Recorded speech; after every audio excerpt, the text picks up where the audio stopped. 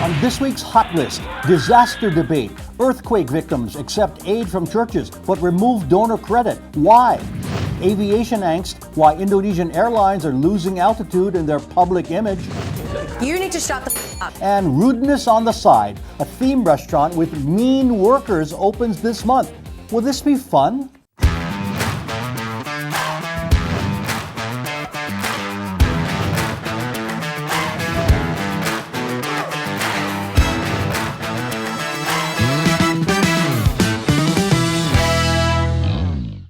Hello and welcome. This is Hot Indonesia. I'm Dalton Tanonaka in Jakarta. Let's get to it. My co-hosts, Linda Ibrahim is a writer and business consultant based in Jakarta. And sitting in for Millie this week is Karenina Sunny, health business owner and Miss Indonesia 2009. Hot topic number one, disaster debate. The deadly earthquake that hit Cianjur on Indonesia's main island of Java on November 21st brought out an immediate humanitarian response. Food, clothing, and temporary shelter were provided by public and private donors. But one donor saw its name ripped off tents used to house the homeless. Police say an Islamic group objected to the self-promotion. West Java Governor Ridwan Kamil said the action is, quote, regrettable and cannot happen again. Linda, what do you say? I agree with Governor Ridwan Kamil on this. What he said was very good, that we might not be brothers in faith, but we're brothers in humanity and in nationality. And that's like the truth of it.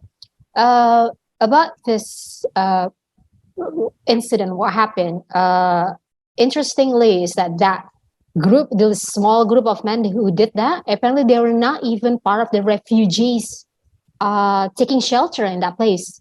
They're from somewhere else. They just came because they're loud and they're wearing this religious attributes that just, usually people in Indonesia, when confronted with such groups, they take back seat. And so that's what happened. That's why these men were able to do what they did, which is despicable, by the way.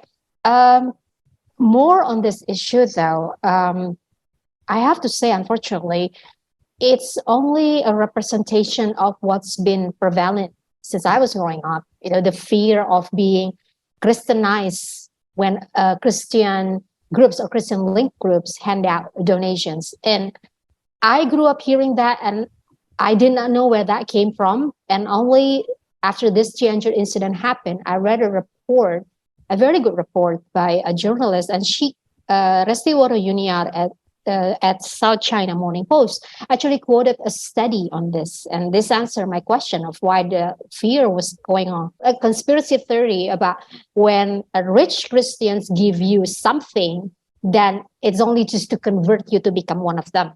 Very, very unfounded. And as you mentioned, it's a small group of men from the outside and didn't reflect the appreciation of those who needed the aid, right? Okay.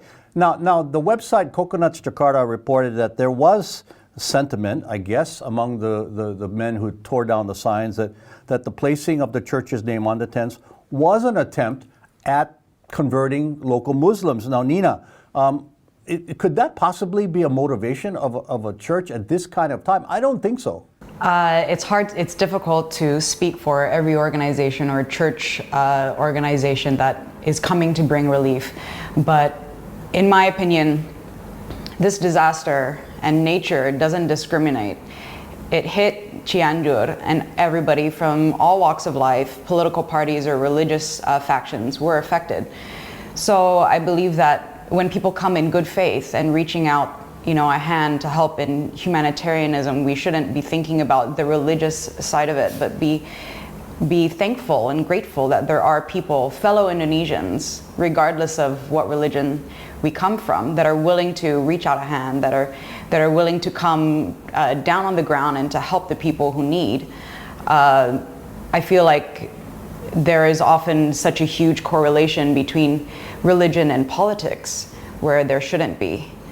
And especially when it comes to things like social projects and humanitarianism, and especially disaster relief, there shouldn't be any politics or religion involved, because this isn't about religion. This is about helping a fellow Indonesian citizen who's just gone through a disaster and has just gone through a really horrible thing that couldn't have been predicted and happened out of the blue, and many people lost their homes and their families. Okay. But Nina, on the other hand, the church could have given the tents without their names attached.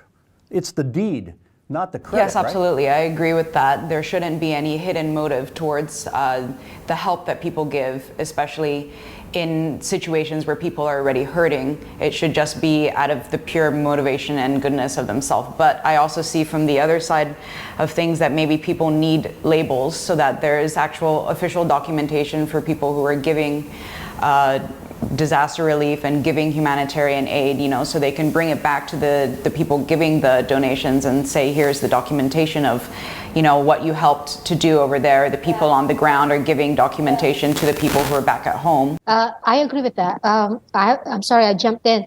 I've been in a position of organizer of group donations. And I had to produce documentation to prove, to the donors that, yes, I extended the help, So, and you can't really fault the church to do that. Everyone did that. Everyone, all these Islamic organizations that sent aid to Cianjur did that as well. You see their names on them, Yeah, as long as it wasn't like a political group. I mean, then they're doing it for, I hate to say that, but when you see political signs up in times of relief, then you question a little bit more. Now, the former head of the major Islamic group, Nahdlatul Ulama, said the removal of the signs was immature and that Muslims must be able to differentiate between a humanitarian effort and a conversion attempt. So Linda, touch on a little more what you were talking about earlier. Was this an example of a deeper religious conflict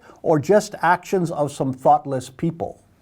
A little bit of both in certain parts of Indonesia, not all parts, because that Christianization is quite prevalent among Indonesians, and it's been spread out, through like small groups to another. And I always laugh at that because I've been a minority in mostly Christian countries, and I never converted, but many Indonesians, even the educated ones, reserve that kind of a fear deep down inside, and it only takes like a little incident for them to burst out. But I have to point out, though, the largest natural disaster in Indonesia in modern Indonesia remains these days tsunami in Aceh and Nias, if you remember it. And I lost family members there. I lost 2 uncles actually.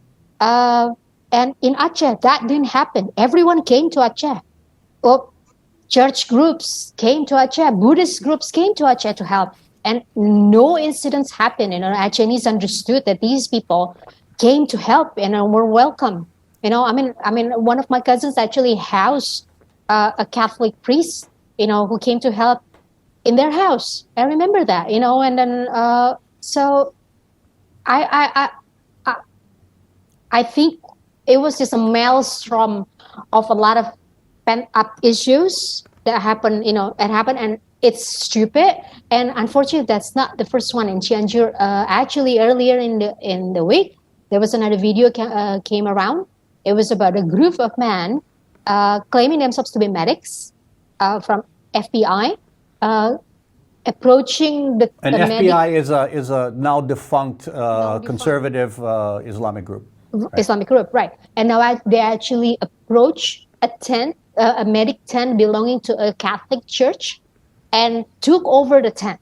The video now has been deleted, from Twitter, but it went around earlier this week, and it got so much wrath, even from one of the special aides of Ridwan Kamil herself. Is a pious Muslim, wearing hijab, and she got so upset because she's like, "Do you think you're helping Cianjur people? But this is so stupid. Yeah, Why you?" Okay, so you're saying that it's become a more recent phenomenon than 20 years ago. Politically fueled. I Sure. bet you it's politically fueled. Okay, and as an update, as of this week, more than 320 people were killed in the earthquake, with 70,000 people without homes still. Okay, Hot Indo will continue shortly with Aviation Angst, why Indonesia is on the list of the world's worst airlines.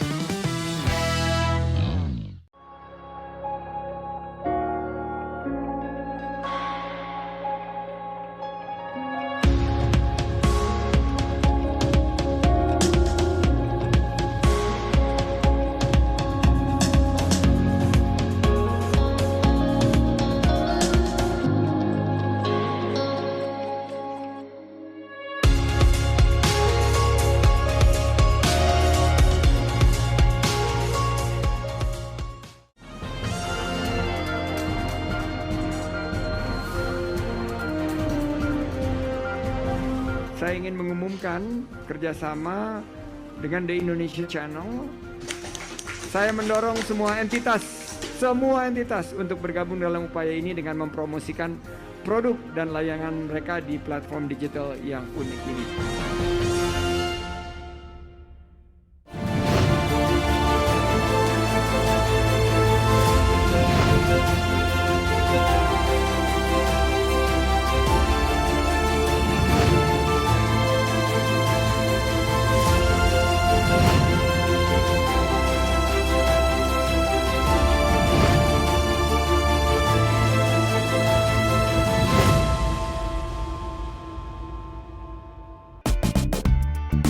I love Indonesia. I love the food. Yummy. Wow. I'm gonna hunt for ingredients. Now I'm ready to cook. Let's go to the kitchen. It's done. Let's meet to eat. Foodiepedia on the Indonesia Channel.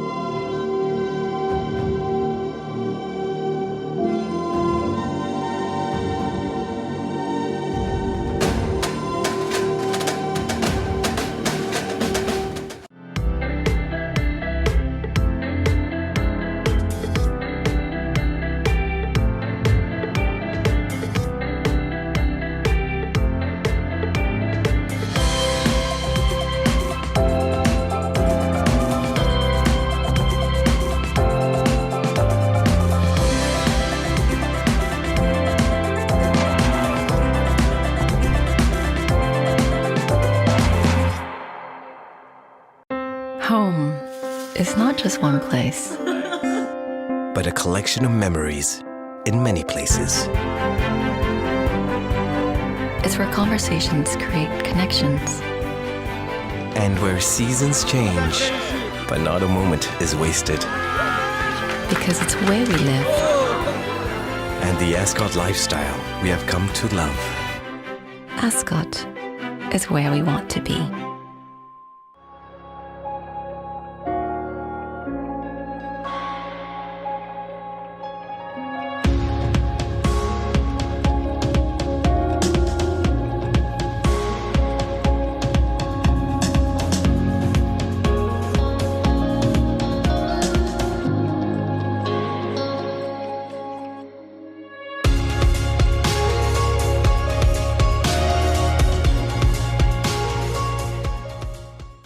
Hi, I'm Rory He. You're watching the Indonesia Channel, the home of good sport. I'm Trần Minh Ngân of VCCN Net Việt in Hanoi. I'm Thairat Thumya of Thailand's Thairat TV in Bangkok. I'm Monica Sambodet from the National Television of Cambodia in Phnom Penh. I'm Raymond Go of Malaysia's TV3 in Kuala Lumpur. I'm Glenda Chong of Singapore's Channel News Asia. I'm Raisa Chantami of the Indonesia Channel at the ASEAN Secretariat in Jakarta. This is your weekly look into the dynamic Southeast Asia region. ASEAN Today on the Indonesia Channel. The Best of Bali takes viewers on a special guided tour to the treasures of the island of the gods. Well, the romantic dinner is beautiful. The Best of Bali, only on the Indonesia Channel. You're watching Hot Indonesia with Linda, Nina, and me. Here's hot topic number 2, aviation angst. It's a list no one wants to be on. The U.S. travel service platform Bounce says number 1 on its 2022 survey for worst service in the world is Indonesian budget carrier Lion Air. Bounce said Lion Air is late more often than not with a 33% cancellation rate. It also scored 1 out of 5 for food and entertainment and 2 out of 5 for seat comfort and service. Now, to be clear, this list is not about safety, it's about service. Nina, I've never flown Lion Air, to be honest, and any list is subjective. Is this fair? I wouldn't know if it's fair per se, in comparison to other airlines, but I can say from personal experience, because I do fly a lot, and sometimes just because of schedule, there aren't other flights available. And so we go with Lion, and then we regret that we did. And this is speaking from personal experience. There's always something that's going to happen when you fly Lion, whether it's your baggage, didn't make it on the flight, or the flight is being delayed, or it pushes off on time, but it sits on the tarmac, so you actually don't take off from the runway, and so you land late. It's hard to compare in terms of like food and seat comfort, and in terms of the stewards or stewardesses services. I didn't feel like there was that much comparison. I mean, you do get what you pay for. So if you're flying a budget airline, of course, things are going to be a bit smaller, and certain things in other budget airlines that you have to pay for your extra luggage or for food services, that's understandable. Budget airlines doesn't mean bad. I mean, there are budget airlines in the world that are good. I mean, those things are understandable, but things that you would expect from an airline, no matter how budget it is be on time. So if you have business meetings planned around your trip, or things to do, and other people waiting or expecting you, you expect the airline to also be responsible in their takeoff times and their landing times, and also for your luggage when it arrives. So I can agree that there is probably a very good reason that Lion Air made it to that list, because if you ask anyone who's flown Lion Air, it's hardly ever been a pleasant experience, and it's hardly ever been on time. Well, public perception is one thing, and this survey kind of says that the reality is also the same. As far as this survey goes, and one thing to note, Lion Air this past year during COVID controlled 60% of the market, so meaning 6 out of 10 people flew Lion Air in Indonesia. Linda, why do you think this is? Is it like a lack of training? Is it indifferent attitudes, low morale? What? No, I think it's exactly what you say on your last statement, because they flew 60% of the market in Indonesia. So it's a complacency. That Indonesia is the largest archipelago in the world, and flights tend to be long here. Actually it takes longer time for me to fly from Jakarta to Bali than me to Singapore, for example. And also, a lot of our ground transport and sea transports are not very good. So you are forced to fly, and because the low-cost carriers are looking at the income level of Indonesian travelers, they hit the soft spot. There's even the people keep complaining.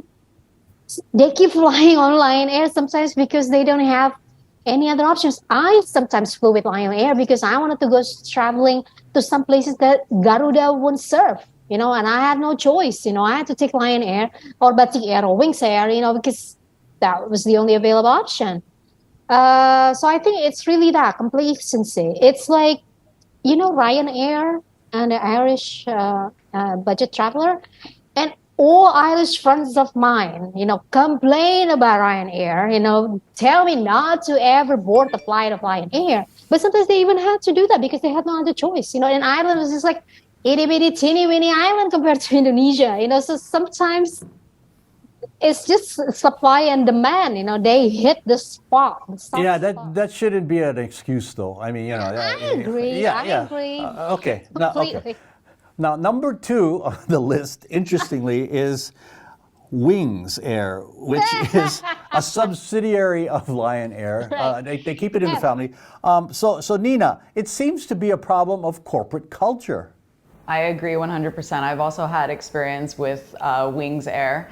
And like Linda was talking about, sometimes, because that's the only flight or airlines that services the tiny islands with the propeller planes. So you don't really have any other option, but it's kind of, you dread it, that when you book the flight and there's people expecting on the other side to pick you up, and that there's going to be delay, it's just inevitable. Like that is the Lion Air brand and Wings Air, unfortunately, is already synonymous with delays and not being reliable, which is do you sad. think they If you're in care? the service industry, but you don't know how to service people well, then what are you doing? But Nina, do you think they care? I think what was also brought out is because of supply and demand. Maybe they think that they have the market share, so they don't need to improve on anything. I think maybe there's the kind of attitude of, well, if we're really doing something wrong, then how come so many people are still booking flights with us? I think that's not fair. If you, like I said, if you're in the service industry and you're not doing it right, then what are you doing? But I also, from experience, flew to Bangkok with Thai Lion, and I was expecting the worst because when I hear Lion Air, I think, okay, something's going to go off with my luggage or the timing's going to be wrong. But they left at 5 in the morning, exactly on time. They landed exactly when the schedule said it landed, and my luggage came out just fine. So I think it has to do with the local, something to do with the local Lion Air. Okay, now If I may add, Dalton, I flew, to be fair, with Lion Air. I actually flew with one of their sister airlines, Malindo Air, which I believe was a part of the group. I flew with them only once. You know, it turned out to be a very good service. It was a medium distance to Delhi, so Jakarta, KL, Delhi. Okay, that's one time, right? Right, but that was during, you know what? That was during the very peak Christmas and New Year's Eve. You know, Okay. like, I mean, I flew like in one of the busiest time of the year, and that came out okay. That was actually even recommended by that travel agent. So we had a choice between Singapore Airlines to go to Delhi or Air India or Malindo Air, and my travel agent just immediately, no, you fly with Malindo Air, and I'm like, really? No, I'll prove you right. You know, and it was a good journey. Yeah, so to wrap up on a serious note, you know, we've been kind of joking about the service and all that, but the last Lion Air accident was a devastating one. If you remember, a Lion Air jet crashed into the Java Sea 4 years ago, killing all 189 people aboard, and that involved the problem with the Boeing MAX aircraft, if you remember. So real quickly, Linda, to wrap this up, it all adds up to a huge public image problem for the company. Yes, of course, and I think, unfortunately, it will not change as long as they remain the only airline wanted to serve, you know, a lot of routes in Indonesia that no other airlines want to touch. Yeah, and I think Garuda and CityLink will come back, the major state-owned carrier, when passenger traffic picks up again. Real quick. Pertamina had an airline that is now going to commercial. It's called Pelita Air, and I actually flew with it because, you know, my father used to work for Pertamina when I was growing up. All right, well, competition is good, and that'll hopefully get people back to where they should be. And real quickly, number one on the list of best airline service, I need to mention that, is, who do you think? Singapore Air, of course, followed by Japan's All Nippon Airways. More Hot Indo is ahead. We hate you, never come back. Rudeness on the side, please. That's what you'll get when this restaurant opens here. Really?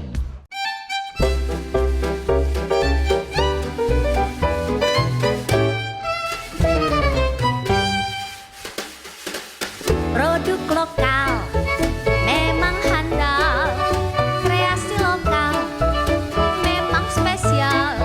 Ayo beli buatan negeri, bangga sekali produk sendiri.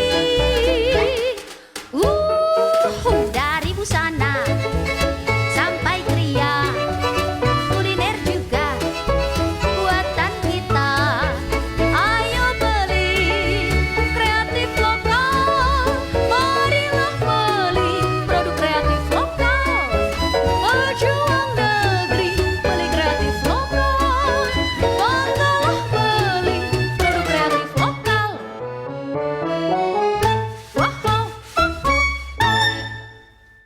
Hello, this is Anggun and you're watching the Indonesia channel, hot programs, cool people.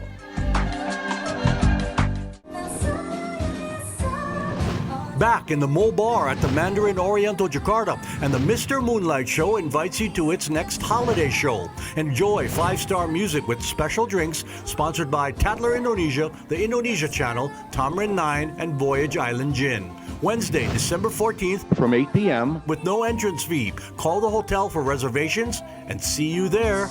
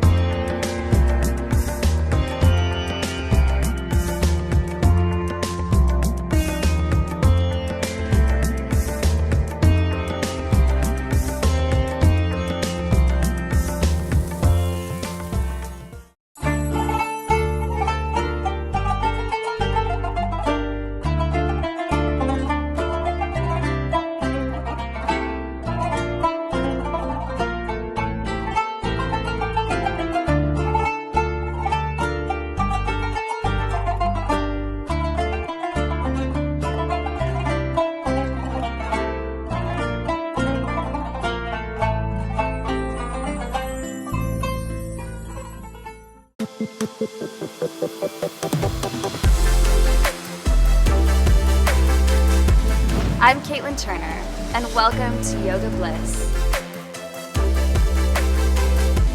Exhale, reaching down to triangle pose. Roll your knee out and up to the sky, breathing here. Yoga Bliss, only on the Indonesia Channel.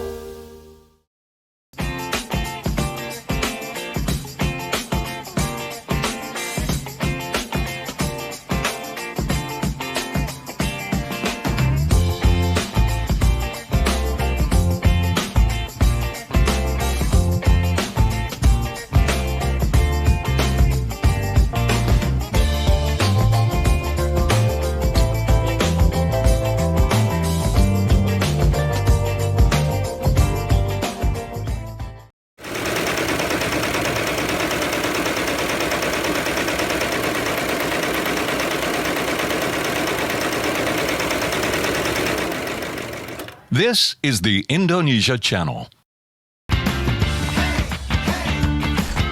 You are watching iPop Playlist.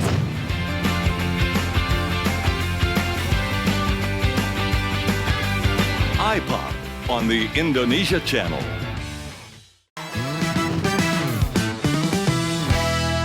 You're watching Hot Indonesia from Jakarta. Hot topic number 3, rudeness on the side. The latest theme restaurant to announce its arrival in Jakarta is Australia's Karen's Diner. Its gimmick is to be completely rude and often obscene to customers in the spirit of fun. You'll be called a jerk and worse before you leave, and oh yes, the food is supposed to be good. It'll be located in the same space as Bengkel Burger in Panglima Polim. Linda, not my ideal of a fun time. Nah, me neither. But I want to come and see what happens, because I think it will be interesting clash between Indonesians' a standard, etiquette and manner, and the Australians think it will be a fun thing to do to diners, So I want to come and watch the bloodbath, to be perfectly I want to honest. see you yell back at them. I have a feeling you might. I come there just to watch. I'm not going to be a patron, so No, you got to sit, order something. I want to see them berate you and see how you react. No, then I'll watch from some other place. My life, I've met real rude people in life, too many already for me to actually to sit and have like a mock rudeness. That's what I think. Yeah, why subject yourself on purpose to something like that? In the spirit of fun. Now, I would think training the wait staff would be difficult because, in my opinion, generalizing, Indonesians are very generally sweet people, dispositions. Am I right, Nina? Yeah, I think they might do well in business in the beginning just because people might be curious to see how it's such a diverse break from Indonesian culture, where you're supposed to be very polite and respectful, especially to elders.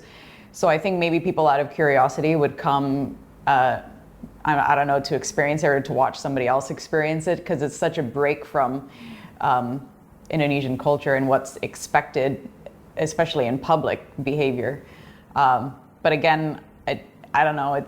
It wouldn't be for me. I'm not really the kind of person that would want to go and like, why would you pay for somebody to insult you and make you upset when there's already so many other things frustrating that go on in your day? Yeah, some people are I don't know. masochists, you know. Now, imagine if you just walked in and didn't know about it and not knowing the setup. I mean, you'd think, Indonesia, what the heck? But, you know, in the end, the food has to be good enough for you to return, because you certainly don't want to be insulted without, you know, getting anything out of it. Otherwise, you might as well stay home and be insulted. Yeah. I mean, I think also like how far do they take it? Like if you're complaining about food quality and then they're just coming back and talking back at you in some very the mean food way. isn't the question. Like how far does it go? Yeah, from the videos I saw of the restaurant in Australia, it's not about the food, it's about what they say to you. And there's some obscenities hurled as well, which would hurt my ears. Actually, I heard that there's a restaurant in Japan where they have the waitresses slap the Oh my God! Yeah, so people are coming in and paying to get Japan is a different story. slapped. They have restaurants for dogs. You know, that's a whole different culture. Okay, it's feedback time now. And Tulip had this to say on the YouTube page of our partner TV1. So far, ASEAN has not done much regarding the conflict in Myanmar. Will it be any different under Indonesia's chairmanship? And more comments on our debate on whether cabinet members should resign to run for office. I think they should resign, said Ari. They get paid by the people. This is ridiculous. Here's how to contact us with your feedback. Email at hotindo@theindonesiachannel.com or comment through our Hot Indonesia or Indonesia Channel Twitter, Facebook, Instagram, and YouTube pages. Final words, Linda. The earthquake aftershocks have subsided in Cianjur. So what's going to happen in the next couple of weeks are people returning to their homes, you know, but the homes will not be there. So for those who have not donated to Cianjur, in the next coming weeks, your donations might be needed to actually rebuild some houses. Just, you know, keep that in mind. Final words, Nina. I think in light of a lot of things that have been happening, it's something important to remember to love the people around you. If you have family and friends that you haven't spoken with in a while, just reach out to them and tell them that you love them, or give somebody a hug. It'll also make your day a lot better. And my final words, I just visited with a close friend who's a new dad at age 67. His daughter is 4 years old, meaning my buddy is only going through now what most of us did in our 30s. And it's a joy to see him watching Coco Melon with her, dropping her off at preschool, and doing other daddy duties. If you're healthy, there's no age limit to parental love. And that is Hot Indonesia for this week. For Linda Ibrahim and Karanina Sunny, I'm Dalton Tanonaka. Thank you for watching. Please join us again next time.